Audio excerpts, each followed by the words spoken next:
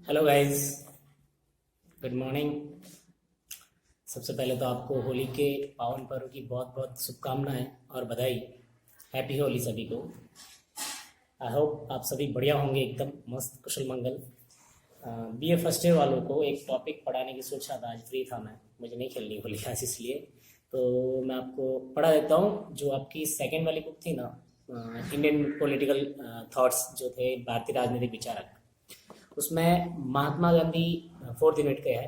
तो fourth unit वाला जो पार्ट है, बाकी वो उसमें महात्मा गांधी जो फर्स्ट टॉपिक है आपका, उसको आज अपन कवर कर लेते हैं, ठीक है ना। और इसमें पूरा समाप्त हो जाएगा महात्मा गांधी। इसके बाद में आपको और कुछ महात्मा गांधी के बारे में पढ़ने की जरूरत नहीं है। हालांकि बहुत सारा है उनके बारे में, बुक्स वगैरह पढ़ सकते हो, लेकिन आपके एग्जाम की दृष्टि से जो मैं आज बताने वाला हूँ आपको, वो गांधी जी के लिए इनफ है। उससे बाहर आपके एग्जाम में क्वेश्चन नहीं बनेगा, ठीक है ना। चलो, तो हेडिंग डाल दो आप, महात्मा गांधी। और महात्मा गांधी का पूरा नाम आप सभी को पता ही है, मोहनदास करमचंद गांधी, जिनको एम के गांधी भी कहते हैं, ठीक है ना। इनका टाइम पीरियड है 1869 टू 1948, ठीक है ना। सभी को पता है 2 अक्टूबर 1969 को, 1869 को महात्मा गांधी का क्या होता है, जन्म होता है, ठीक है। और 30 जनवरी 1948 को महात्मा गांधी की हत्या हो जाती है, ठीक है। और हत्या कौन करता है, नाथूराम गोडसे करता है, ये सभी को पता है, ठीक है। तो लिख लीजिए, जन्म 2 अक्टूबर 1869 को काठियावाड़ के पोरबंदर नामक स्थान पर हुआ। काठियावाड़ के पोरबंदर नामक स्थान पर हुआ, ठीक है ना। पोरबंदर काठियावाड़ में एक जगह का नाम है जो विश्व प्रसिद्ध है, सभी जानते हैं पोरबंदर को, क्योंकि महात्मा गांधी का वहां पर क्या हुआ था, जन्म हुआ था। और साबरमती आश्रम को भी सभी जानते हैं, क्योंकि महात्मा गांधी ने वहां पर अपने जीवन का बहुत ही महत्वपूर्ण समय क्या किया था, गुजारा था। पिताजी का नाम पूछे तो लिख लेना। 2 नंबर की जो क्वेश्चन पूछे जाते हैं उसमें पूछा जाता है महात्मा गांधी के माता पिता का नाम बताओ, तो आपको बताना है पिताजी का नाम करमचंद गांधी था, ठीक है ना। वो मुंशी हुआ करते थे, है ना। माता का नाम था पुतलीबाई, ठीक है। और पत्नी का नाम था कस्तूरबा, ठीक है। और मृत्यु हुई थी गांधी जी की 30 जनवरी 1948 को। और 30 जनवरी को हम कौन सा दिवस मनाते हैं, आप सभी को पता है, शहीद दिवस भी हम मनाते हैं, ठीक है। अब महात्मा गांधी के प्रारंभिक जीवन की जब हम बात करें, स्टार्टिंग में तो ये कि भाई उन्होंने जो अध्ययन अध्यापन किया वो वहीं के आसपास से स्कूलों से किया। तो उन्होंने मैट्रिक की परीक्षा, जो है ना 10वीं की परीक्षा होती है, मैट्रिक की परीक्षा पास करने के बाद 1888 ईस्वी में, 1888 में कानून की पढ़ाई करने कहाँ चले गए, वो लंदन चले गए, ठीक है ना। तो मैट्रिक की परीक्षा भारत से पास की और फिर कानून की पढ़ाई करने के लिए, जिसको बैरिस्टर कहते हैं, वकालत करने के लिए वो कहाँ चले गए थे, लंदन चले गए थे, ठीक है ना। तो गांधी जी ने 1891 ईस्वी में लंदन से लौट आए। और मतलब 18 क्वेश्चन ये देखो, यहाँ पे बहुत एक क्वेश्चन बनने वाला है कि क्वेश्चन पूछा जाता है गांधी जी भारत कब आए। तो आप एक बात ध्यान रखना, गांधी जी लंदन चले गए थे 1888 में, लेकिन उनकी पढ़ाई करने के बाद में वो 1891 ईस्वी में लंदन से लौटे, कहाँ पर, भारत। और उन्होंने वकालत करनी प्रारंभ की। भारत वो कब आ गए थे, 1891 में आ गए थे। देखो, आप यूँ कहोगे सर आप गलत बता रहे हो, क्योंकि गांधी जी तो 1915 में भारत आए, लेकिन इसके पीछे लॉजिक है।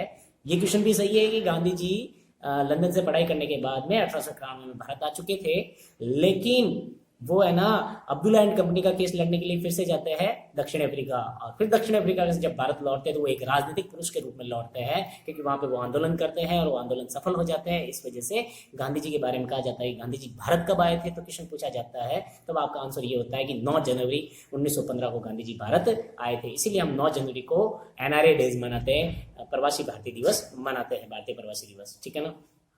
तो ये ध्यान रखना है आपको कि गांधी जी 1891 ईस्वी में लंदन से लौटे और उन्होंने वकालत करना प्रारंभ कर दी, क्योंकि वो वकालत की पढ़ाई करने गए थे, ठीक है ना। गांधी जी सूट बूट वाले अंग्रेज थे, उनको तब तक कोई मतलब नहीं था भारतीय आजादी से, ठीक है ना। थोड़े दिनों बाद गांधी जी अब्दुल्ला एंड कंपनी का केस लड़ने दक्षिण अफ्रीका गए। अब्दुल्ला एंड कंपनी एक कंपनी हुआ करती थी भारत में, उसका केस लड़ने के लिए वो कहाँ गए, दक्षिण अफ्रीका गए, है ना। तब तक Gandhi ji as a professional वकील थे, उनको पैसा कमाना था, उनकी लाइफ स्टाइल भी बहुत अच्छी हुआ करती थी, उनको खाने पीने का काफ़ी शौक था, बहुत अच्छे अच्छे कपड़े पहनने का शौक था। तब तक वो भारत की आज़ादी के लिए नहीं कूद पड़े थे, तब तक वो एक प्रोफेशनल वकील की तरह ही, एक अंग्रेज की तरह ही वो क्या कर रहे थे, काम कर रहे थे, जो अंग्रेज बनाना चाहते थे मेकाले आयोग के द्वारा, कि भाई सूट बूट से तो व्यक्ति मतलब कि क्या होना चाहिए, भारतीय भले दिखे लेकिन वो होना क्या चाहिए, अंदर से वो एक तरह से अंग्रेज जैसा ही बिहेव करे। क्लर्क वाली जो व्यवस्था थी उसके गांधी जी भी हिस्सा बन चुके थे। आगे है कि 1906 से उन्होंने दक्षिण अफ्रीका सरकार से एशियाटिक रजिस्ट्रेशन एक्ट के विरुद्ध सफलतापूर्वक सत्याग्रह किया। 1906 में जब दक्षिण अफ्रीका में वो थे तो उन्होंने एशियाटिक रजिस्ट्रेशन एक एक्ट था दक्षिण अफ्रीका में, उसके विरुद्ध सफलतापूर्वक उन्होंने क्या किया, वहां पर सत्याग्रह किया। ये उनका पहला वहां पर सत्याग्रह था। फिर दक्षिण अफ्रीका में सफलता प्राप्त करने के बाद गांधी जी 1914 में भारतीय राजनीति में प्रवेश किया। गांधी जी ने दक्षिण अफ्रीका में सफलता प्राप्त कर ली, उसके बाद में उन्होंने भारतीय राजनीति में प्रवेश किया। 9 जनवरी 1915 को भारत लौटे। गांधी जी के भारत लौटे क्वेश्चन आपको पूछा जाए तो आपको आंसर क्या बताना है, 9 जनवरी 1915 को गांधी जी भारत लौटे। गांधी जी ने भारत में अपना राजनीतिक जीवन चंपारण के सत्याग्रह से आरंभ किया। ठीक है ना, क्वेश्चन ये भी है इंपॉर्टेंट कि गांधी जी ने अपना राजनीतिक जीवन जो है वो कौन से आंदोलन से प्रारंभ किया, या फिर भारत में वो कहाँ से अपना इनिशिएट स्टार्ट करते हैं। तो गांधी जी ने अपने राजनीतिक जीवन का प्रारंभ बिहार में एक जगह का नाम है चंपारण, वहां से प्रारंभ किया। उनको रामप्रसाद शुक्ल ने उनको आमंत्रित किया था, वहां पर गए थे। फिर उसके संदर्भ में डॉक्टर राजेंद्र प्रसाद जो हमारे भारत के प्रथम राष्ट्रपति बने, उन्होंने उनके संदर्भ में एक किताब भी लिखी थी, गांधी इन चंपारण। ठीक है ना, वो चंपारण आंदोलन काफी अच्छे तरीके से सफल हुआ और गांधी जी की पूरे देश में लहर फैल गई। गांधी जी ने वहां जाकर आंदोलन किया और वहां पर उन्होंने वो 3 कठिया पद्धति जो थी नील की खेती करने के लिए, उस 3 कठिया पद्धति के जो कर वाला था उसके खिलाफ आंदोलन किया और आंदोलन को सफल बनाया। ठीक है ना, उसके बाद में गांधी जी फिर खेड़ा करते हैं, खेड़ा सत्याग्रह करते हैं, है ना, जब गुजरात में आने के बाद। तो गांधी जी का पहला सत्याग्रह पूछा जाए तो आपको बताना है चंपारण वाला, जो बिहार में चंपारण सत्याग्रह। ठीक है, उसके बाद में गांधी जी चंपारण सत्याग्रह को सफल बनाकर फिर वापस आ जाते हैं। ठीक है ना, इसके 1 वर्ष बाद, मतलब कि चंपारण सत्याग्रह होता है आपके 1917 में। ठीक है ना, उसके 1 वर्ष बाद में 1918 में खेड़ा सत्याग्रह होता है ना। खेड़ा जिला गुजरात में ही पड़ता है। तो वहां पर कर न दो आंदोलन को आंदोलन को वो चलाते हैं। और कर्ण दो आंदोलन में इसमें ये होता है कि खेती सूख गई होती है लोगों की, उसके बाद भी अंग्रेज उनसे टैक्स वसूल कर रहे होते हैं। तो गांधी जी उस आंदोलन को सफल बनाते हैं और उसमें उनके जो कर का एक निश्चित भाग होता है उसको माफ करवा देते हैं। फिर उन्होंने अहमदाबाद की मिल मजदूर आंदोलन का नेतृत्व किया। ठीक है ना, उसके अंदर उन्होंने मिल मजदूर जो थे उनकी बात रखी। ठीक है ना, ये बहुत सारे आंदोलन किए, सारे आंदोलन की हम बात नहीं करेंगे, हम आपके जो सिलेबस में है वो सारी चीजें देखते हैं, थोड़ा थोड़ा सा उसको कवर कर लेते हैं। ठीक, आंदोलन, फिर अहमदाबाद की मिल मजदूर आंदोलन में उन्होंने अपूर्व सफलता प्राप्त की। इस समय तक गांधी जी एक राजभक्त भारतीय थे। देखो सीधी सी बात है, जब तक उन्होंने ये आंदोलन किए, है ना, उससे पहले वो राजभक्त भारतीय थे। राजभक्त का मतलब समझते हो, वो ब्रिटिश शासन सत्ता में विश्वास करते थे, उसको कहते थे राजभक्त। देखो भारत में 2 प्रकार के भक्त हुआ करते थे, एक होते थे राष्ट्रभक्त और एक होता था राजभक्त। राजभक्त आज भी ऐसा होता है, आज भी एक होता है राष्ट्रभक्त और एक होता है राजभक्त। राजभक्त का मतलब ये होता है कि आंखें बंद कर जो भी सरकार कुछ कर रही है उसको एक्सेप्ट करो और स्वीकार करो कि ये जो भी कर रही है वो हमारे लिए सही कर रही है। और राष्ट्रभक्त ये होता है कि देश के लिए क्या जरूरी है, भले सरकार गलत कर रही है तो हमें सरकार को उसका वो करना पड़ेगा, मना करना पड़ेगा सरकार को कि आप ऐसा मत करो, उनके काम में हमें हस्तक्षेप करना पड़ेगा।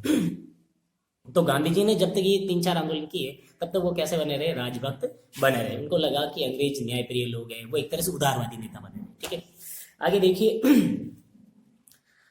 हाँ, लेकिन 1918 में ब्रिटिश सरकार रॉलेट एक्ट के रूप में दमनकारी कानून पास किया। ठीक है, 1918 में ब्रिटिश सरकार ने रॉलेट एक्ट पारित किया था, आपको पता ही है। ठीक है ना, तो एक तरह से दमनकारी कानून था, है ना, जिसमें किया जाने के अप्रैल 1919 में जलियांवाला बाग हत्याकांड के कारण महात्मा गांधी को ब्रिटिश सरकार की न्यायप्रियता में विश्वास नहीं रहा। एक तो रॉलेट एक्ट 1918 और उसके बाद में आपने सुना होगा जो जलियांवाला बाग हत्याकांड हुआ था, उसमें काफी लोग मारे गए थे और उसकी अच्छे से जांच भी नहीं हुई थी। तो फिर गांधी जी का अंग्रेजों की शासन पद्धति से विश्वास उठ गया था। ठीक है, तो इसके बाद में क्वेश्चन पूछा जाए कौन सी घटना के बाद गांधी जी राजभक्त से राष्ट्रभक्त की ओर बढ़े, उनको अंग्रेजों की न्यायप्रियता में विश्वास नहीं रहा।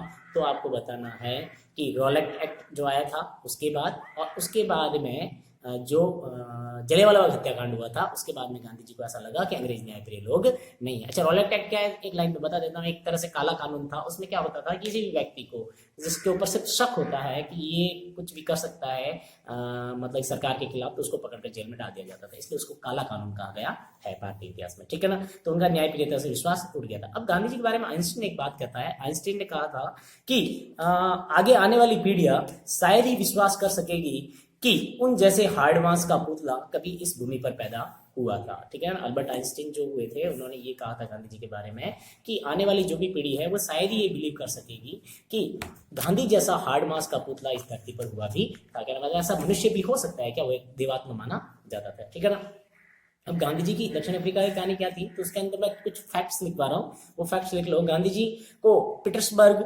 नामक रेलवे स्टेशन पर दक्षिण अफ्रीका में रेल से बाहर फेंक दिया जाता है। कौन सी नीति के तहत, रंग भेद की नीति के तहत। क्या होता है, गांधी जी रेल में सफर कर रहे होते हैं, ठीक है ना। तो फर्स्ट क्लास का टिकट उनके पास में होता है, अंग्रेज कुछ बैठे होते हैं, अंग्रेज देखते हैं काला व्यक्ति यहाँ क्यों बैठा है, और अंग्रेज उनको उठाकर पीटर्सबर्ग नामक रेलवे स्टेशन पर बाहर फेंक देते हैं, ठीक है। तो उससे गांधी जी के मन को बड़ी आहत होता है और बहुत उनको ठेस लगती है, और वो सोचते हैं कि ये मेरे साथ में गलत हुआ है और ये किसी के साथ भी नहीं होना चाहिए। इसलिए फिर वो दक्षिण अफ्रीका में रंगभेद की नीति के खिलाफ आंदोलन शुरू करते हैं, और उस आंदोलन को बहुत अच्छी गति देते हैं, और उसी आंदोलन उसी गुस्से को, उसी आग को फिर वो भारत में भी लेके आते हैं। और भारत में क्या किया गांधी जी ने, यहाँ से हमसे कोई छुपा हुआ नहीं है, ठीक है ना। आगे देखो, हिंद स्वराज उन्होंने एक किताब लिखी थी 1908 में। कब लिखी थी? 1908 में। उसकी शैली क्या थी? संवाद शैली। क्वेश्चन पूछा जाता है कि गांधी जी की किताब जो हिंद स्वराज थी वो कब लिखी गई? तो 1908, ठीक है ना। फिर उसकी शैली कौन सी थी? तो आपको बताना है संवाद शैली। उसमें वो बातचीत वाली शैली थी, जिसमें आप प्लेटो वगैरह करते हैं ना, उस प्रकार की संवाद शैली थी वो। मतलब कि दक्षिण अफ्रीका से जब लंदन जा रहे थे तो जहाज में बैठकर ही उन्होंने ये किताब लिखी। उसमें ये लिखा था कि पश्चिमी सभ्यता और भारतीय सभ्यता में किस प्रकार का भेद है, भारतीय सभ्यता किस प्रकार पश्चिमी सभ्यता से महान है, ठीक है। एक उन्होंने पत्र निकाला था दक्षिण अफ्रीका से, उसका नाम था इंडियन ओपिनियन। क्या नाम था? Indian opinion. समाचार पत्र किसका था? तो गांधी जी का था। और कहां से निकाला उन्होंने? दक्षिण अफ्रीका से निकाला, ठीक है। एक दक्षिण अफ्रीका में उन्होंने एक आश्रम बनाया था। क्या बनाया था? आश्रम बनाया था, उसका नाम था फिनिक्स आश्रम। क्या नाम था? लिख लेना, फिनिक्स आश्रम। तो दक्षिण अफ्रीका में गांधी जी ने कौन सा आश्रम की स्थापना की? तो आपको बताना है फिनिक्स आश्रम की स्थापना की थी, ठीक है ना। गांधी जी बहुत सारे व्यक्तियों से प्रभावित थे। इसमें लियो टॉल्स्टॉय है, थॉरन है, ठीक है ना। बहुत सारे ऐसे पश्चिमी लेखक हैं जिनसे भी वो गांधी जी प्रभावित थे। और आपको पता है गांधी जी का आध्यात्मिक गुरु किसे कहा जाता है? गांधी जी का आध्यात्मिक गुरु कहा जाता है दादा भाई नेहरू जी को, ठीक है ना। फिर गांधी जी का राजनीतिक गुरु भी कोई था। तो गांधी जी का राजनीतिक गुरु जो था ना, वो था गोपाल कृष्ण गोखले। गांधी जी जब 1915 में भारत आए ना, तो गांधी जी जाके सीधे गोखले से मिले थे। उनको पूछा कि अब मुझे ना भारत को आजाद कराने के लिए काम करना है। तो गोखले ने एक उनको राय दी थी कि आप सबसे पहले एक काम कीजिए, पूरे भारत का 1 वर्ष तक भ्रमण कीजिए, फिर आप पता कीजिए कि आपको क्या करना है। और उसी सीख की वजह से गांधी जी ने गोखले को अपना राजनीतिक गुरु मान लिया था, ठीक है ना, गोपाल कृष्ण गोखले। अब जिसने भारत समाज की स्थापना की थी। आगे है कि गोखले ने गांधी को 1 साल तक भारत में भ्रमण करने की सलाह दी थी। ये फैक्ट्स मैंने आपको बता दिया। अब नवजीवन और हरिजन 2 समाचार पत्र निकाले थे भारत से। किसने निकाले? गांधी जी ने। तो गांधी जी के कुल कितने समाचार पत्र हो गए? इंडियन ओपिनियन जो दक्षिण अफ्रीका से निकाला था, और भारत से कौन सा निकाला था? नवजीवन और हरिजन। हरिजन इंग्लिश में निकलता था, ठीक है ना। इन चीजों के बारे में आप ध्यान रखना कि कौन से समाचार पत्र थे। वैसे समाचार पत्र उन्होंने और भी निकाले थे, लेकिन नवजीवन और हरिजन को आपको याद रखना है, ठीक है। अब है कि गांधी जी की धर्म के प्रति उनका क्या दृष्टिकोण था, कि उनके हिसाब से धर्म क्या होना चाहिए। तो गांधी जी ने कभी ये नहीं कहा कि धर्म राजनीति से अलग हो सकता है। तो इसीलिए मैं आपको जब भी कभी पढ़ाता हूं तो मैं कहता हूं कि राजनीति भारत में धर्मनिरपेक्ष राजनीति नहीं है, भारत में पंथ निरपेक्ष राजनीति। धर्मनिरपेक्षता का मतलब कि जो व्यक्ति का धर्म होता है, जो व्यक्ति ने धारण कर रखा होता है, वो व्यक्ति कैसे छोड़ सकता है ना। पंथ निरपेक्षता का तात्पर्य है कि संप्रदाय विशेष को आपको तवज्जो नहीं देना है, उसको बढ़ावा नहीं देना है, लेकिन धर्म तो व्यक्ति का अपने साथ ही होना चाहिए। बिना धर्म का व्यक्ति तो एक तरह से गांधी जी तो कहते हैं कि वो मृत देह के समान है। देखो गांधी जी क्या कहते हैं इसके बारे में, कि गांधी धर्म और राजनीति के सामंजस्य के समर्थक थे। गांधी जी जो थे, धर्म और राजनीति का जो सामंजस्य है उसके क्या थे? वो समर्थक थे। गांधी कहते हैं धर्म बिन राजनीति मृत देह के समान है। गांधी जी का मानना था कि जो राजनीति धर्म के विहीन है वो मृत देह के समान है। मृत देह मतलब मरा हुआ शरीर है, उसके अंदर आत्मा है ही नहीं, है ना। वो जो राजनीति, मतलब जिस राजनीति में धर्म नहीं है वो राजनीति एक तरह से लाश की तरह है, ठीक है ना, शव की तरह है। तो धर्म का तात्पर्य यहाँ पर हम संप्रदाय से नहीं ले रहे। जो व्यक्ति के नैतिक कर्तव्य होते हैं, जो उसके मूल्य होते हैं, वो उसके साथ में होने चाहिए और वो राजनीति में भी शामिल होने चाहिए। आगे कहते हैं, गांधी जी कहते हैं मैं राजनीतिज्ञ के वेश में एक गहन धार्मिक व्यक्ति हूँ। ये गांधी जी का क्वेश्चन है। कभी पूछ लिया जाए कि ये क्वेश्चन किसका है, कि मैं राजनीतिज्ञ के वेश में एक गहन धार्मिक व्यक्ति हूँ, तो आपको बताना है कि ये गांधी जी ने कहा था, ठीक है ना। गांधी धर्म के नैतिक सिद्धांतों के रूप में लेते हैं। गांधी जी का मतलब धर्म का मतलब संप्रदाय या पंथ नहीं है, उनका मतलब है नैतिक सिद्धांत है। राजनीति का उद्देश्य उसके अनुसार दरिद्र नारायण की सेवा है। गांधी जी के अनुसार राजनीति का उद्देश्य क्या है? दरिद्र नारायण की सेवा। मतलब कि जो समाज का अंतिम व्यक्ति है, जो कमजोर है, पिछड़ा हुआ है, दलित है, गरीब है, उसकी सेवा करना ही राजनीति का प्रमुख उद्देश्य होना चाहिए। ये गांधी जी के अनुसार है, ठीक है ना। नैतिकता के द्वारा ही राजनीति को प्राप्त किया जा सकता है। और गांधी जी आगे कहते हैं कि जिस इंसान के अंदर नैतिकता है और जिस व्यक्ति या जिस पार्टी के अंदर नैतिकता है, वही राजनीति को अच्छे से प्राप्त कर सकता है, वरना ये राजनीति अधूरी है। क्योंकि राजनीति का अंतिम उद्देश्य ये होता है कि दरिद्र नारायण की सेवा। मतलब कि एक गरीब व्यक्ति को या फिर जो दरिद्र है, दुखी है, उस व्यक्ति की सेवा को उन्होंने नारायण की सेवा के समान माना है। नारायण किसी व्यक्ति का नाम नहीं, नारायण मतलब भगवान का, ठीक है ना।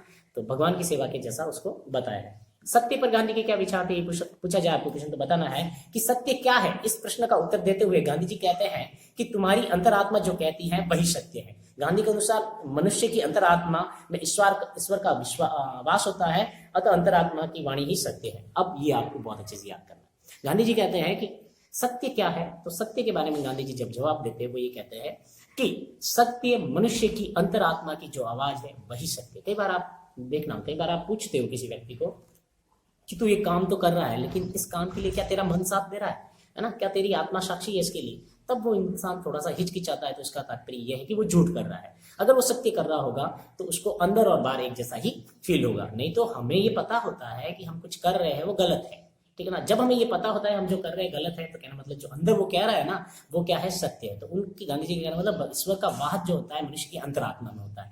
और अंतरात्मा एक तरह से सभी, चाहे वो पापी हो, चोर हो, डाकू, सबकी अंतरात्मा ईश्वर का रूप ही होती है और वो हमेशा सत्य ही बोलती है, वो कभी झूठ नहीं बोलती। चोरी करने से पहले एक बार उसको जरूर ये ख्याल आता है कि चोरी नहीं की जाए, है ना। किसी हत्या करने से पहले उसको एक बार एक ख्याल जरूर आता है कि किसी जीव मात्र या प्राणी मात्र के प्रति अहिंसा का बर्ताव नहीं करना, हिंसा का बर्ताव नहीं करना चाहिए, ठीक है ना। तो अंतरात्मा कभी झूठ नहीं बोलती। सीधा सा एक ही क्वेश्चन लिखना है, गांधी जी के अनुसार सत्य क्या है, तो आपको लिखना है गांधी जी के अनुसार सत्य है अंतरात्मा की आवाज है और अंतरात्मा कभी झूठ नहीं बोलती, उसमें ईश्वर का वास होता है। बस इतना सा लिखना है, ठीक है ना। अब गांधी जी ने सत्य के दो भाग बताए थे, ठीक है ना, निरपेक्ष सत्य और सापेक्ष सत्य। निरपेक्ष सत्य तो ईश्वर है और सापेक्ष सत्य इस संसार का सत्य है। ये सत्य व्यवहारिक रूप है, ठीक है ना, जो व्यवहार में आता है, बिहेव में आता है, वो सत्य है सापेक्ष। और निरपेक्ष वो है जो किसी को पता नहीं है, वो है संसार मतलब ईश्वर वाला सत्य कि भाई भगवान जो है एक ही है और उसके अलावा कोई और नहीं, मतलब सबका मालिक एक, वो वाला सिस्टम है। ये वाला गांधी जी का सत्य जो है निरपेक्ष सत्य और सापेक्ष सत्य जो हमारा वास्तव में सत्य होता है, ठीक है ना। अब गांधी जी का अहिंसा पर विचार क्या था, तो गांधी जी के अहिंसा के बारे में गांधी जी कहते थे कि किसी भी प्राणी मात्र के प्रति दया भाव होनी चाहिए इंसान के अंदर। और हिंसा का तात्पर्य वो सिर्फ ये नहीं बताते कि किसी के साथ मार काट या लड़ाई झगड़ा करना। हिंसा का तात्पर्य वो ये भी बताता है कि किसी भी व्यक्ति को मन, वचन और कर्म, तीन चीजें देते हैं, मनसा, वाचा और कर्मणा। इन तीनों से कभी किसी को दुखी नहीं करना चाहिए, न मन से करना चाहिए, न वचन से करना चाहिए, न कर्म से करना चाहिए, है ना। अगर आप कर्म नहीं कर रहे हो, किसी को हिंसा नहीं पहुंचा रहे हो, किसी को मारने के बारे में आपने सोचा भी है, तो भी आपने एक तरह से हिंसा की है, ठीक है ना। इस स्तर की हिंसा की, वो अहिंसा की क्या करते हैं, बात करते हैं। फिर गांधी जी अहिंसा के कई रूप बताते हैं, उसमें सबसे अच्छी अहिंसा बताते हैं वो जागृत अहिंसा। कौन सी अहिंसा बताते हैं, जागृत अहिंसा। जागृत अहिंसा वो होती है जिसके अंदर ये कि समा सोबती उस भुजंग को जिसके पास गरल हो, वह क्या माफ करे जो दंत बिन विष बिन सरल। वो कहना मतलब कि गांधी जी का तात्पर्य ये है कि कमजोर दुबला व्यक्ति अगर बलवान व्यक्ति को कहता है जहां मैंने तुझे माफ किया, तो वो कोई अहिंसा का उसने पालन नहीं किया, क्योंकि वो उसकी क्षमता के अनुसार नहीं है। लेकिन अहिंसा का तो सही रूप तब आता है जब किसी व्यक्ति के पास बहुत ज्यादा शक्ति है, फिर भी वो किसी कमजोर व्यक्ति को माफ कर देता है, तो वो वास्तव में अहिंसा का जागृत रूप है। कहने मतलब आप हिंसा कर सकने में सक्षम हो, परंतु फिर भी आपने उसको हिंसा को बढ़ावा नहीं दिया, हिंसा का प्रयोग नहीं करके किसी व्यक्ति को माफ कर दिया, है ना। तो ये वास्तव मायनों में अहिंसा का सही रूप है। मतलब आपके पास शक्ति होते हुए भी आप शक्ति का प्रयोग नहीं करते हैं, तब जाकर वो अहिंसा अच्छी है ना। आगे देखिए गांधी जी फिर जागृत अहिंसा को सर्वोत्तम रूप मानते हैं कि हिंसा का सर्वोत्तम रूप कौन सा अच्छा है, तो वह है जागृत अहिंसा। अब है साध्य और साधन। साध्य और साधन, इसके बारे में गांधी जी की क्या परिकल्पना है। क्वेश्चन पूछा जाता है गांधी जी साध्य एवं साधन के बारे में क्या कहते हैं। मतलब कि साध्य का तात्पर्य यह है कि जस्ट लाइक एग्जांपल, हमें कुछ RS IAS कुछ भी बनना है, तब हमारा एक मोटो होता है कि हम PCS करेक्ट करने के लिए इस किसी भी तरीके से पढ़े, हमें कुल मिलाकर नौकरी चाहिए, ठीक है ना। ये हमारी मंजिल होती है। मंजिल तक पहुंचने के लिए रास्ता कोई भी हो, हमें मंजिल मिल जानी चाहिए। तो गांधी जी कहते हैं नहीं, ये गलत है। ये जब आप इस तरीके से आप मंजिल तक पहुंचोगे, आप किसी रास्ते से नकल कर, है ना, किसी भी प्रकार से भ्रष्टाचार कर अगर आप मंजिल प्राप्त करते हो, तो आप जिस जगह पर जाकर जो काम करोगे ना, वो भी आप गलत ही करोगे। ये गांधी जी का कहना है। गांधी जी कहते हैं साध्य और साधन में सबसे ज्यादा पवित्रता किसकी होनी चाहिए, साधन की पवित्रता होनी चाहिए। किसकी पवित्रता होनी चाहिए, साधन की पवित्रता, वो बहुत ज्यादा मायने रखती है। गांधी जी कहते हैं कि सही उद्देश्य से जो अगर काम किया जाता है, तो वो काम क्या होता है, सही होता है। आप अगर सही साधन का इस्तेमाल करके अगर आप अपनी मंजिल तक पहुंचोगे, तो आप वहां जाकर जो काम करोगे वो भी सही करोगे, ठीक है ना। लेकिन जो गलत तरीके से किसी व्यक्ति कोई अपना अचीवमेंट प्राप्त करता है, तो वो जीवन भर गलत ही करता है, उस पद पर रहते हुए गलत ही करता है। तो गांधी जी का ये मानना बहुत जरूरी है कि साधन की पवित्रता जरूरी है ना। साध्य तो वैसे ही पवित्र हो जाएगा, जब साधन पवित्र होगा तो साध्य पवित्र हो जाएगा। ये बात गांधी जी की कहना है। गांधी जी के दो विचार है, यथार्थवादी और आदर्शवादी, ठीक है ना। यथार्थवादी विचार कौटिल्य देता है, जिसके अंदर कौटिल्य क्या कहता है आपको पता ही है कि भाई कुछ भी करो आपको जीत जाना है, फिर उसमें कुटिल युद्ध करो, चाहे कैसा भी युद्ध करो। लेकिन गांधी जी कहते हैं नहीं, ऐसा नहीं करना चाहिए, धोखाधड़ी से युद्ध करना ही नहीं चाहिए, प्रकाश युद्ध करना चाहिए इंसान को, ठीक है ना। तो साधन की पवित्रता आपको सिर्फ इतना सा बताना है। अब इसमें ज्यादा डीप इसमें तो रिसर्च करते हैं लोग, है ना, इवन पीएचडी टॉपिक बन जाते हैं कि गांधी जी साध्य और साधन की जो बात कर रहे हैं, है ना। तो आपको सिर्फ इतना ध्यान रखना है कि साध्य एवं साधन में गांधी जी साधन की पवित्रता पर ज्यादा बल देते हैं, क्योंकि गांधी जी का मानना है कि अगर साधन पवित्र है तो साध्य ऑटोमेटिकली पवित्र ही होगा, ठीक है।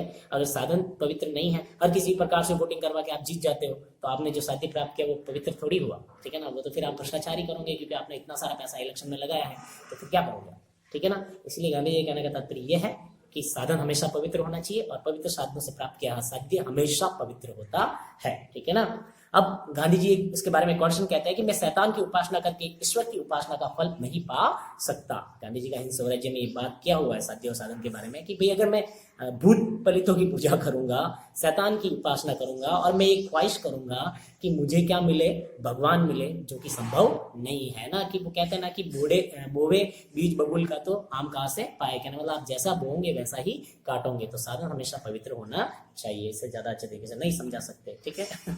अब आगे देखिए सत्याग्रह पर गांधी के क्या विचार थे, सत्याग्रह के बारे में गांधी जी क्या कहते थे। तो सत्याग्रह के संदर्भ में गांधी जी का कहना था कि सत्याग्रह शब्द किससे निकला है, मतलब सबसे पहले इसका प्रयोग सदाग्रह से निकला है। सत्याग्रह जो शब्द है ना वो निकला था आपके सदाग्रह से, है ना। लेकिन इसका सबसे पहले प्रयोग करने वाला था भजनलाल गांधी। क्या नाम था उसका, भजनलाल गांधी। क्वेश्चन ऐसा पूछा जाएगा सत्याग्रह शब्द का प्रयोग सबसे पहले किसने किया था, तो वो भजनलाल गांधी ने किया था। लेकिन जो सत्याग्रह शब्द है वो निकला था सदाग्रह से। किससे निकला था, सदाग्रह से। और इसका सीधा सा अर्थ अपन हर क्लास में पढ़ के आते हैं कि सत्य के लिए आग्रह, यानी कि जो सच है उसके लिए आपको आगे बढ़ना चाहिए, उसके लिए आपको आगे आना चाहिए, वही है सत्याग्रह। आगे देखिए सत्याग्रह का सबसे पहले प्रयोग गांधी ने दक्षिण अफ्रीका में किया था। वो मैंने आपको स्टार्टिंग में बता ही दिया है ना कि गांधी जी ने सबसे पहले सत्याग्रह का प्रयोग कहां पर किया था, दक्षिण अफ्रीका में। भारत में कहां किया था, तो चंपारण में किया था। दो क्वेश्चन बनेंगे।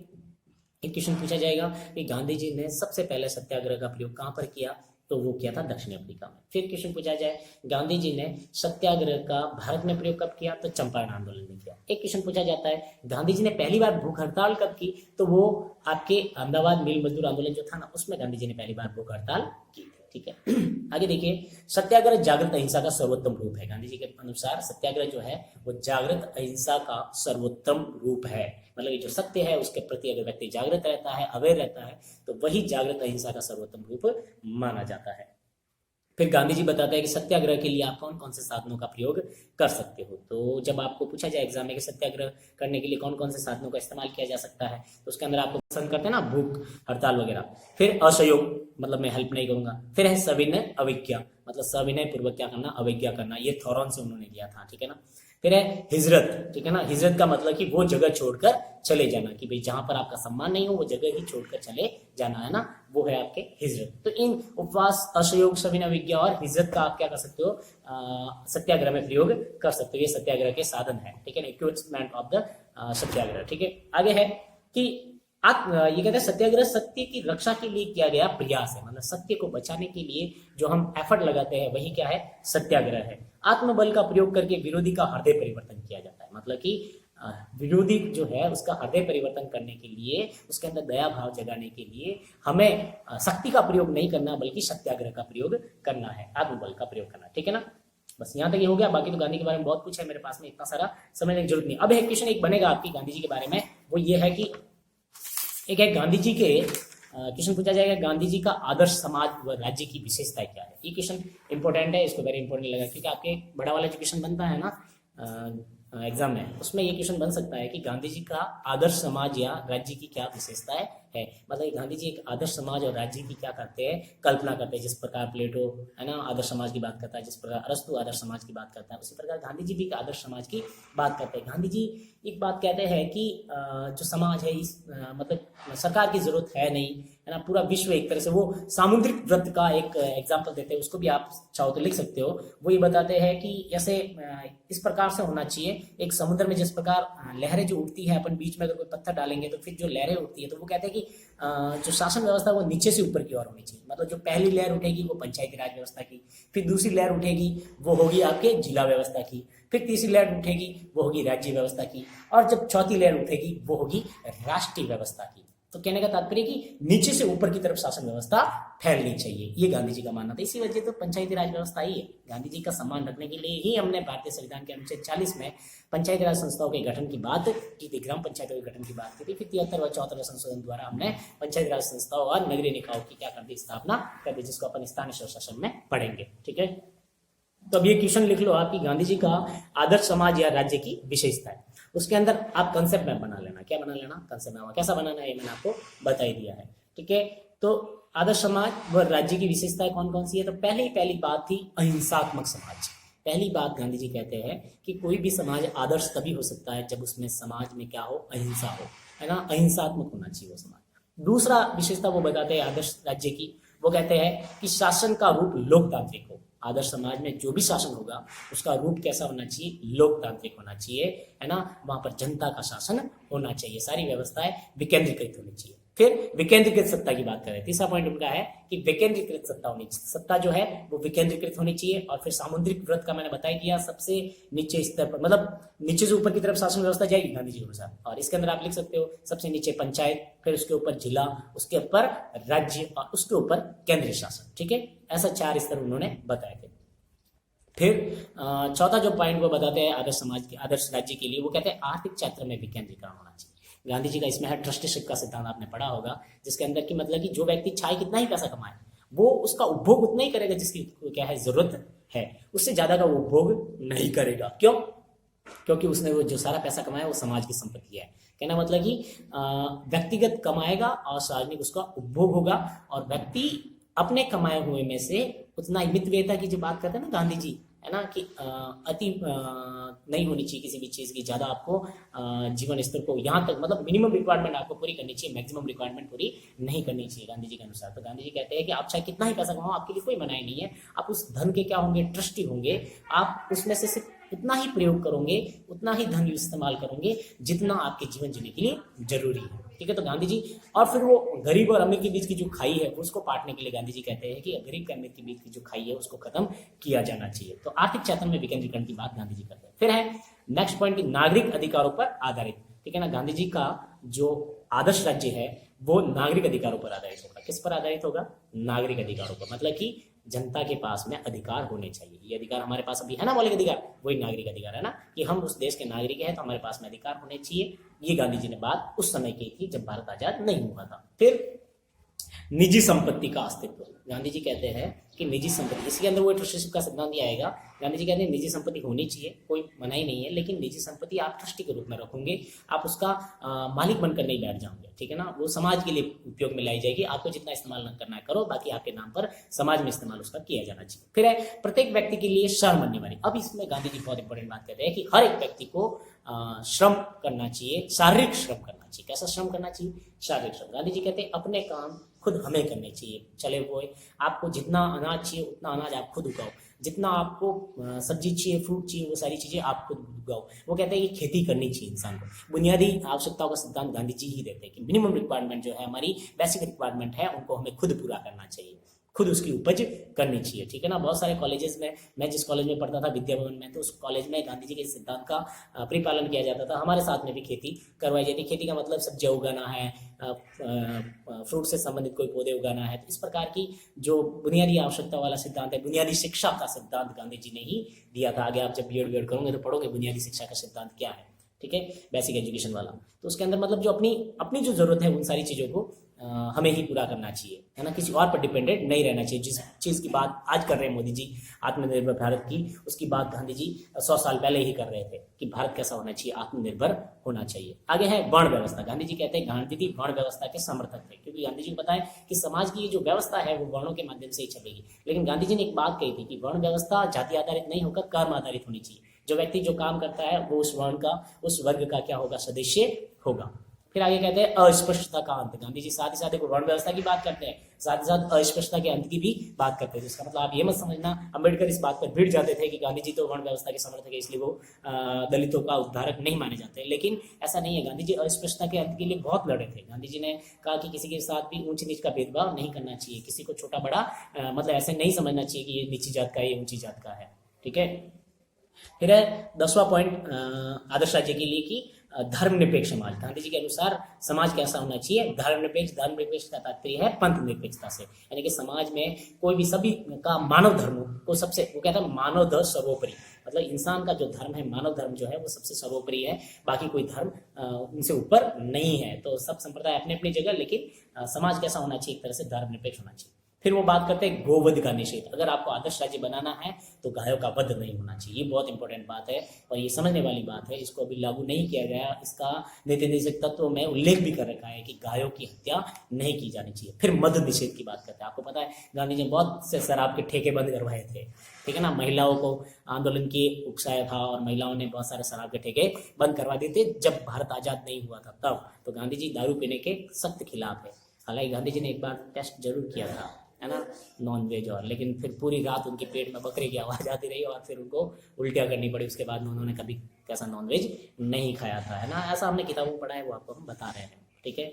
फिर है मद निषेध का, वो बात करते थे। नेक्स्ट है निःशुल्क प्राथमिक शिक्षा, और वो शिक्षा की बात करते हैं। गांधी जी कहते हैं जो शिक्षा मिलनी चाहिए ना वो निःशुल्क मिलनी चाहिए। जो प्राथमिक शिक्षा होती है ना, इनिशिएटिव एजुकेशन, वो हमेशा एलिमेंट्री एजुकेशन हमेशा फ्री ऑफ होनी चाहिए, फ्री ऑफ कॉस्ट होनी चाहिए। तो हमने तो 2010 में आकर शिक्षा के अधिकार को लागू किया, लेकिन गांधी जी ने 100 साल पहले ही शिक्षा के अधिकार की बात कर दी गई थी कि भाई शिक्षा जो मिलनी चाहिए वो निःशुल्क मिलनी चाहिए। तो हम गांधी जी के पद चिन्हों पर बहुत पीछे चल रहे हैं, मतलब 100 वर्ष बाद हम उन चीज़ों का अनुसरण कर रहे हैं और बहुत सारी चीज़ें जो उन्होंने कही उनको हमने अभी तक लागू नहीं की। अगर उनको लागू की जाए तो भारत में बहुत ज़्यादा सौहार्दता बढ़ जाएगी। और अंतिम बात करते हैं वो अंतर्राष्ट्रीय चैत्र में शांति प्रिय रहना, ठीक है। लास्ट में वो वसुधैव कुटुंबकम की बात करते हैं कि ये पूरी धरती जो है, ये पूरी वसुधा जो है वो हमारा परिवार है और कोई भी इसके परदेशी नहीं है। सभी आपस में भाई भाई है और भाई बहन है और उनको कभी एक दूसरे के बीच में भेद नहीं करना चाहिए और पूरे विश्व को परिवार के रूप में समझकर आगे बढ़ना चाहिए, तभी इस पृथ्वी का कल्याण हो सकता है। तो ये 13-14 जो पॉइंट है वो गांधी जी के आदर्श राज्य की आधारशिला है। क्वेश्चन कैसा बनेगा मैं बता देता हूँ। क्वेश्चन की फॉर्मिंग ये होगी कि गांधी जी के आदर्श राज्य की आधारशिला किन सिद्धांतों पर टिकी हुई है, तब आपको ये पॉइंट बताना है। गांधी जी के आदर्श राज्य के कौन से सिद्धांत है, तब आपको ये पॉइंट बताना है। गांधी जी के आदर्श राज्य की क्या विशेषता है, तभी भी आपको यही पॉइंट बताना है। और सबसे बेस्ट क्या होगा, कंसेप्ट में बना दो, फिर उसकी क्या कर दो आगे व्याख्या कर दो। नेक्स्ट है गांधी जी के आर्थिक विचार क्या थे, ठीक है ना। तो गांधी जी के आर्थिक विचार मैंने बता दिया, लेकिन शॉर्ट में थोड़ा फटाफट बता देता हूँ, वीडियो काफी लंबा ना हो जाए इसलिए। तो गांधी जी औद्योगिकरण के विरोधी थे। किसके विरोधी थे? एक लगे हाथ एक चीज और बता दें, गांधी जी रेल और डॉक्टर के भी विरोधी थे। वो कहते थे कि जब समाज स्वस्थ होगा ना तो डॉक्टर की जरूरत नहीं पड़ेगी। और साथ ही साथ कहते हैं कि रेलवे नहीं होनी चाहिए। रेलवे क्या करती है, देश के अंदर वो जो संक्रमण की स्थिति है उसको और ज्यादा फैलाती है। देखो कोरोना के टाइम हमने देखा है ना, जैसे ही लोगों ने प्रवजन किया इधर से उधर, ट्रांसपोर्टेशन की वजह से ही कोरोना ज्यादा बढ़ा। ऐसी बीमारियां पहले भी आती थी लेकिन वो बढ़ती नहीं थी क्योंकि एक ही जगह पर लोग रहते थे और लोग ज्यादा क्षेत्र में फैलते नहीं थे, तो वो बीमारी वहीं पर दबकर रह जाती। या तो वहां के लोग मर जाएंगे या फिर वो बीमारी वहीं खत्म हो जाएगी, आगे बढ़ती नहीं थी। लेकिन अब तो क्या प्रवजन काफी ज्यादा हो गया, विदेशों से भारत में आना, भारत से विदेशों में जाना, इवन देश के अंदर गाँव के अंदर भी काफी ज्यादा ट्रांसपोर्टेशन बढ़ता है। इसकी वजह से क्या होता है, बीमारियों का आवाजाही बढ़ता है। तो गांधी जी रेल के विरोधी थे और गांधी जी विरोधी थे आपके डॉक्टर के भी विरोधी थे कि भाई अच्छा एक राज्य है, स्वस्थ समाज है तो डॉक्टर की जरूरत है ही नहीं, कोई व्यक्ति बीमार होगा ही नहीं। गांधी जी का ये दावा था कि मैं 150 वर्षों तक जीऊंगा अगर मैं इसी तरीके से भजन करता रहूंगा, इसी तरीके से अनशन करता रहूंगा। और तो अगर गॉडसे ने नहीं मारा होता तो शायद गांधी जी आप अपने साथ में है ना। चलो, तो गांधी जी के आर्थिक विचार, नंबर 1 था औद्योगिकरण का विरोध। गांधी जी कहते थे ये फैक्ट्रियां वगैरह सब क्या है, प्रदूषण का जाल है, इन सबको बंद करना चाहिए, फैक्ट्री की जरूरत नहीं है। हमें खुद जिस प्रकार वो प्राचीन रूढ़िवादिता होती है ना, इसका मैं थोड़ा समर्थन नहीं करूंगा कि औद्योगिकरण जरूरी है आज के समाज के लिए, लेकिन गांधी जी का मानना था कि औद्योगिकरण नहीं होना चाहिए। फिर कुटीर उद्योग धंधों का संबंध, गांधी जी कहते हैं कि औद्योगिकरण की वजह से क्या होता है, पूंजी एक ही जगह एकत्रित होती है, उद्योगपति लोग बन जाते हैं, गरीब और गरीब होता जाता है। लेकिन अगर कुटीर उद्योग धंधों का विकास होगा तो हर एक गांव में हर एक व्यक्ति के पास में रोजगार होगा और हर एक व्यक्ति सक्षम होगा और वो उसका जीवन अच्छे से व्यापित कर सकेगा। तो कुटीर उद्योग की बात, कुटीर उद्योग मतलब समझते हैं ना, छोटे छोटे जो लघु उद्योग होते हैं गाँव में, है ना, जैसे मटके बनाने का काम है, बहुत सारे झाड़ू, वो पंखे वगैरह उस टाइप की चीजें बनाते रहते हैं ना छोटे छोटे, वो वाले लघु उद्योगों की बात गांधी जी कर रहे थे। फिर बात करते हैं गांधी जी नेक्स्ट की व्यक्तिगत संपत्ति और पन्यास दाना, वही तृष्णा का सिद्धांत जो गांधी जी कहते हैं। तो गांधी जी कहते हैं अहिंसा के आधार पर धनिक अपने धन को अपना न समझकर उसे समाज की धरोहर समझे तथा उसमें से अपने ऊपर जीवन निर्वाह मात्र उपयोग कर शेष धन समाज के कार्यों में लगा। ये बात मैंने आपको बता दी साधारण सी भाषा में कि जो भी धन आप कमाओ, चाहे कितना ही कमाओ, कोई मना नहीं है। आज अंबानी बहुत पैसा वाला है, लेकिन अगर आज गांधी जी होते तो अंबानी को यही कहते हैं कि भाई देख, तूने बहुत सारा पैसा कमाया, उससे हमें कोई समस्या नहीं है, वो पैसा तूने कमाया, लेकिन हमें ये है कि तू उसमें से उतना ही इस्तेमाल कर जितना तेरे लिए जरूरी है। तुझे रोटी चाहिए 2 खा ले, है ना, तुझे एक कार्ड चाहिए रख ले, लिमिटेड जो रिक्वायरमेंट है, जो मिनिमम रिक्वायरमेंट है उनको पूरा कर। यूं नहीं कि तू आलिशान विश्व के सबसे महंगे महंगे घर बनाए और इस प्रकार इस धन का दुरुपयोग करे, जनता भूखी मर रही है। तो गांधी जी अगर होते तो अंबानी को ऐसा नहीं करने देते। वो शायद हो सकता तो वो जब उनका घर बन रहा था, एंटालिया नाम है उसका, तो उसके सामने वो अनशन कर सकते थे, उसके सामने वो धरना दे सकते थे अगर गांधी जी आज होते तो, ठीक है ना। आगे देखिए कि अपरिग्रह का सिद्धांत, गांधी जी अपरिग्रह का सिद्धांत देते हैं। अपरिग्रह का सिद्धांत आप समझ सकते हो कि संग्रह नहीं करना, संग्रह की प्रवृत्ति से दूर हटना, कि बहुत सारी चीजों का संग्रह, जितनी आपको जरूरत है उतनी ले लो, है ना। आपको जरूरत है कि भाई इतनी चीज से आपका गुजारा हो जाता है तो आप उतनी ही खरीद कर लाओ बाजार से। यूं नहीं है कि एक साथ में बहुत सारे फूल खरीद के ले आए, वो पड़े हैं। भंडारण करने के लिए गांधी जी मना करते हैं। गांधी जी कहते हैं संग्रह नहीं करना चाहिए। उसकी वजह से क्या होता है, जो दूसरे लोगों को मिलना चाहिए वो नहीं मिलता है, और संग्रह जब आप कर लेते हो तो वो चीजें महंगी हो जाती है और गरीब लोग बेचारे भूखे मर जाते हैं। समझ आ रहे हैं? तो अपरिग्रह के सिद्धांत की बात गांधी जी करते हैं। फिर गांधी जी करते हैं वर्ग सहयोग की धारणा पर आधारित समाज होना चाहिए। गांधी जी कहते हैं कि आपस में जो वर्ग है ना, धनिक वर्ग, गरीब वर्ग, उन सबको सहयोग से देश को आगे बढ़ाना चाहिए। आपस में सहयोग करेंगे तभी देश का विकास हो सकेगा। बाकी गांधी जी के बारे में काफी सारे सिद्धांत है, बहुत सारी चीजें हैं, फिर कभी और वीडियो में। लेकिन आपका जो हो गया ना, वो इससे बार आपका क्वेश्चन नहीं पूछेंगे, ठीक है ना। तो गांधी जी की शासन व्यवस्था के बारे में पूछे तो आपको बता देना है, गांधी जी की शक्ति के बारे में पूछे तो बता देना है, सत्याग्रह क्या है बता दिया, गांधी जी का जीवन परिचय पूछे तो भी मैंने आपको बता दिया है ना। और उनके आदर्श राज्य का क्वेश्चन हमेशा पूछा जाता है एग्जाम में, मुझे जहां तक लगता है ये क्वेश्चन पूछा जाता है कि गांधी जी के आदर्श राज्य की आधारशिला कौन से स्तंभ पर खड़ी है। तो ये सारे स्तंभ जो मैंने आपको बताया वो लिख देना, ठीक है। चलो, हैव ए नाइस डे, और again wish you very very happy Holi. मौज करिए और कोरोना से बचिए। अभी कोरोना काफी ज्यादा क्या हो रहा है, विस्फोट हो रहा है फिर से, ठीक है। तो मास्क पहनना है ना, कॉलेज में जाओ तो डिस्टेंस रखना है ना, आपस में शेयरिंग नहीं करनी है, और विशेष तौर से लड़कियां लड़के जो जाके गले पड़ते हैं ना एक दूसरे के, तो वो बंद कर देना आपको, ठीक है। क्योंकि कोरोना फैल रहा है और आप देखोगे कि भाई फिर समस्या पैदा ज़्यादा हो जाएगी, तो हमें संयम बरतना पड़ेगा। अभी तक खत्म नहीं हुआ है, और जो मेडिसिन है वो भी ठीक है, एक पर्याप्त मात्रा में है, तो उसको हम ज़्यादा वो नहीं कह सकते, तो है ना, आपको इसमें। चलो बाय, जय हिंद।